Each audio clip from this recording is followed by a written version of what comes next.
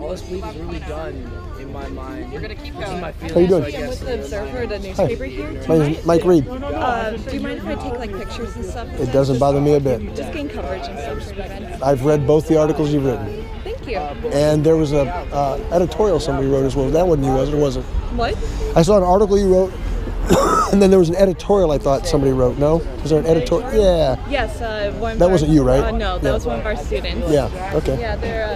Our paper tries to let anyone who wants to speak. Sure. If you have any questions, I pastor the church that is represented out here.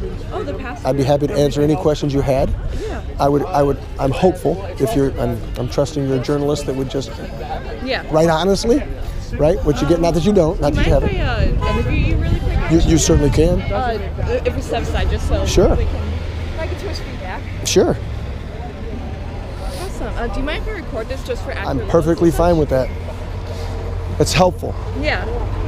I forgot your name. I'm sorry. I'm Natalie. Natalie. Mike. Nice to meet you. Hi. Are you from the Quad Cities, Natalie? No, I'm actually Chicagoland. Chicago. Everybody. How many people at Augie are from Chicagoland? A lot of people actually. But there's also people from other countries too. I knew that, but it was like, it seems like 60% of the people I meet are from Chicagoland. Yeah. Okay. So, just for purpose of the video, what's your name and your position? My name is Mike Reid. I pastor Grace Fellowship Church in Davenport, Iowa. Awesome. And why are you guys all here this morning? We're here to tell people about the forgiveness that can be found in Jesus Christ. The fact that we have a holy God who made us and gave us rules to live by, and that we don't obey those rules. I don't. You don't. The Bible would say no one does. And that because of that, we're under the wrath of God.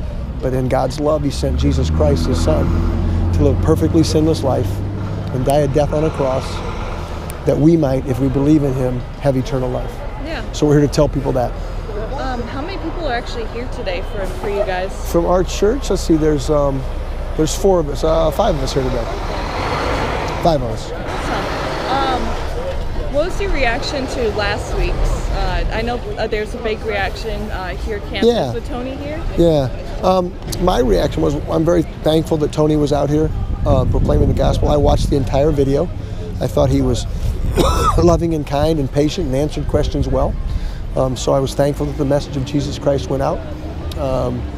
Some of the reactions to the video and some of that dialogue that went on kind of digressed a little bit. So we shut down the communication part of it. We actually changed a couple things in the video, the title of it, and one of the portions of it where a young lady gave a testimony.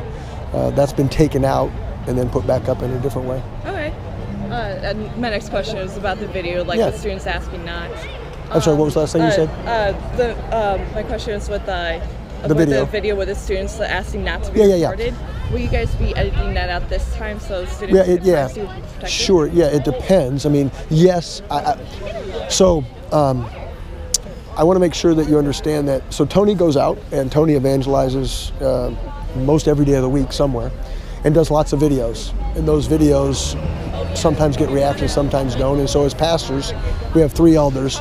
We monitor those. And as soon as I saw that and saw some of the conversation that was coming, if the testimony would be something that would be useful or necessary, possibly would leave it in. There was really, from my view, there wasn't a reason to have that in there. It didn't change the video to have it in there or not have it in there. And had we had a conversation prior, it might not have been in there. Tony was very willing to take it down once we had that conversation, because again, it wasn't necessary. But I don't want you to think that just because I don't want to be on film. It depends on what you're talking about. If you just don't like to be on film, I don't like to go back to laws, but the law of Illinois is as long as you know I'm recording and I know I'm recording, then you're okay with it, whatever's going on. How many people here have cameras today? 2. Okay. And really there are 2 reasons we have the cameras, honestly, because I think people think we're just trying to get video. Well, it's true, they do. We put up videos to encourage other Christians, but also we've been assaulted. We've had false accusations brought against us. We've actually shown these to police officers, say, here, you can see exactly what happened. We had a man in Iowa City try to shove us into the street, oncoming traffic. So having this is for our protection. Yeah. What's your reaction to the rally going on? I'm not even aware what it is. Basically, our club here, GSA, Yeah. the LGBT community, Yeah. wants to make sure everyone feels loved and included, so they're hosting a rally down the quad. I think it's whatever. I think that's college life, right? Yeah. Having a rally to make people feel loved, and I think that's great. I would love to be able to see. One of the things about that is that, Natalie, is that the definition of love is one that I don't know that there's a full understanding of, at least according to the Bible. So love, there's 4 words for love in the Greek, and the love that we usually in our language usually think of as a feelings love. So if you don't like what I say, then I'm not loving you. Yeah. Well, that's not necessarily true. When you have a child and you tell your child, hey, you're going to now get a spanking because you broke the cookie jar, or stole your sister's toy, or whatever, or you're going to go to a timeout, or whatever you do.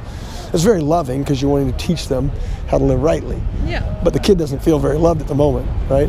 So love is giving of yourself for the benefit of another. So it depends on what you mean by love, and I would argue that the most loving thing we can do is tell people of the forgiveness they can find in Jesus Christ, and that's why we're here. Yeah. It's a message of love. Awesome. And then, do you have any last comments you want to give about this at all? No, I'm just answering your questions. Awesome. And thank you so much for doing so. All right, Natalie. Thank you. And then, Here's the 2 things we're passing out today. Oh yeah, I was about to ask for those. But just for, I'm a stickler on spelling and want to make sure I get everyone's names right. Yep. R-E-I-D. R-E-I-D? M-I-K-E-R-E-I-D. M-I-K. M-I-K-E, yep, just like you would think. R-E-I-D. Thank you. Yep. Have a great day.